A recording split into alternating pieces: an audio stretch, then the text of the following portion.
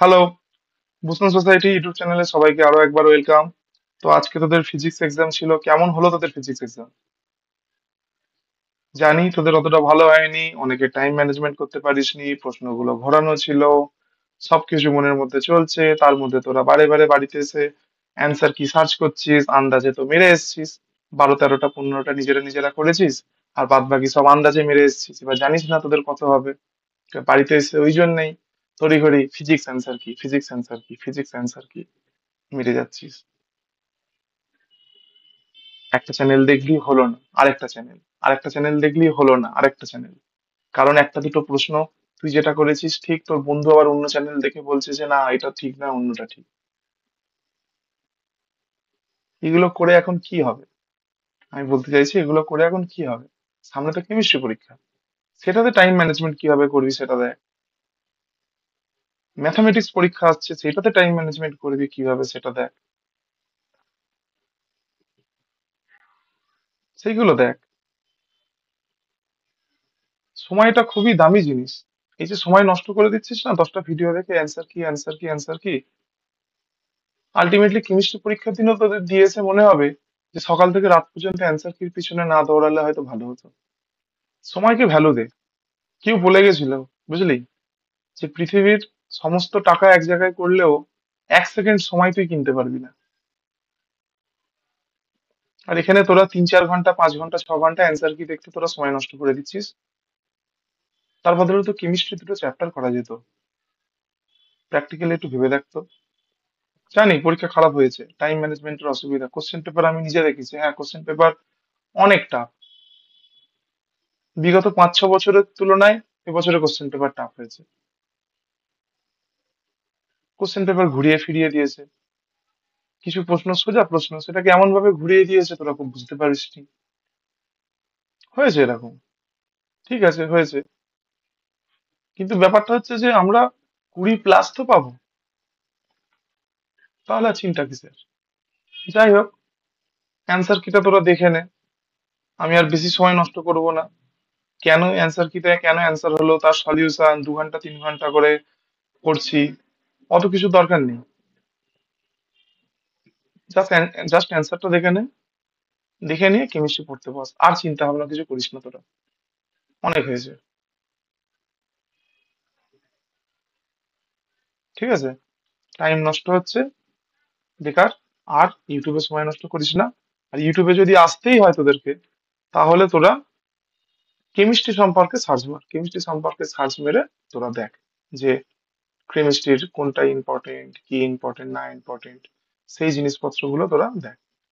আর ফিজিক্সের অ্যান্সার কি সম্পর্কে সার্চ মারিস না। অনেক তোরা সেই দুপুর থেকে অ্যান্সার কি দেখছিস তোরা বিভিন্ন চ্যানেলে, আর অ্যান্সার কি সম্পর্কে সার্চ মারিস না তোরা। সময় নষ্ট করিস না, ঠিক আছে।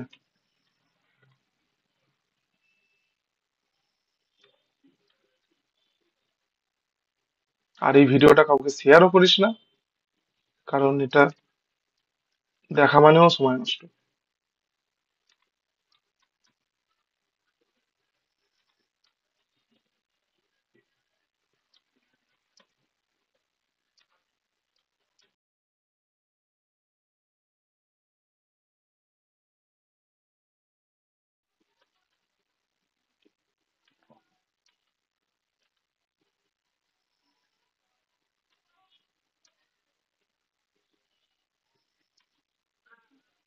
এই প্রশ্নটা একটু প্রবলেম আছে।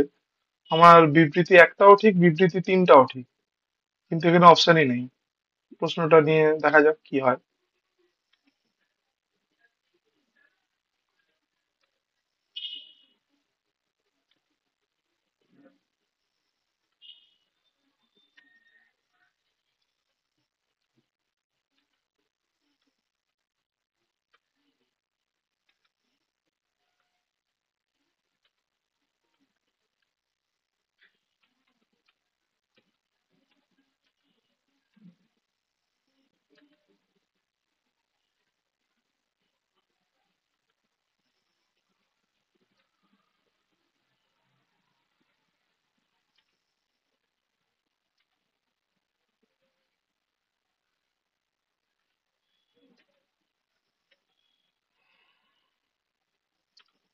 সবার কি দেখা হয়ে আর কটা প্রশ্ন বাকি রয়েছে দেখে আর যেন না তোরা সার্চ মারিস।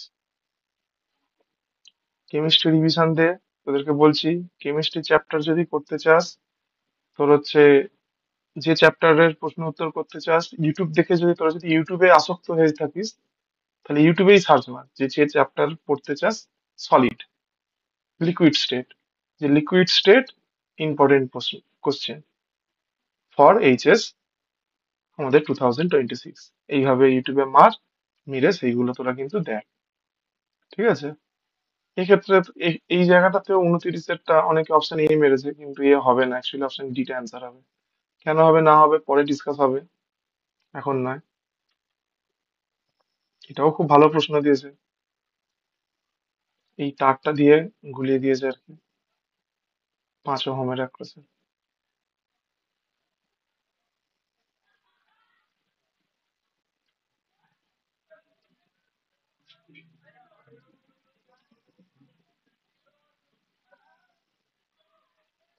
এটা 790 হবে।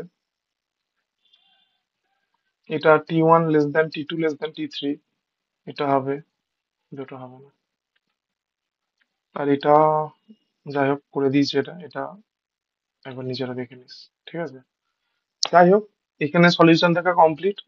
আর বেশি কেউ সময় নষ্ট করিস না, আর অ্যান্সার কি সার্চ করিস না। আমি 1000বার বলছি, কেমিস্ট্রি পরীক্ষাতে ফোকাস কর, পরীক্ষা সবার ভালো হোক।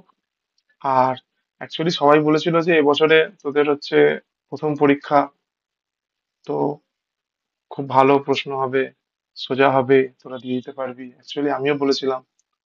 কিন্তু আদতে তা হয়নি, কোশ্চেন স্ট্যান্ডার্ড হয়েছে।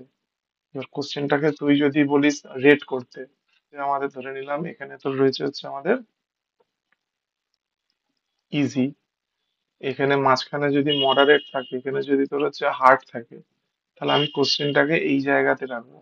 কোশ্চেনটা এই জায়গাতে বিলং করে, এই লাইনের মডারেট আর হার্ডের মাঝামাঝি, না খুব হার্ড না একদম মিডিয়াম। কোশ্চেনটা মডারেট আর হার্ডের মাঝামাঝি। ভালো প্রশ্ন। এই প্রশ্নতে তোরা যদি 20 থেকে 25 পর্যন্ত পাস, আমি বলবো খুব ভালো মার্কস।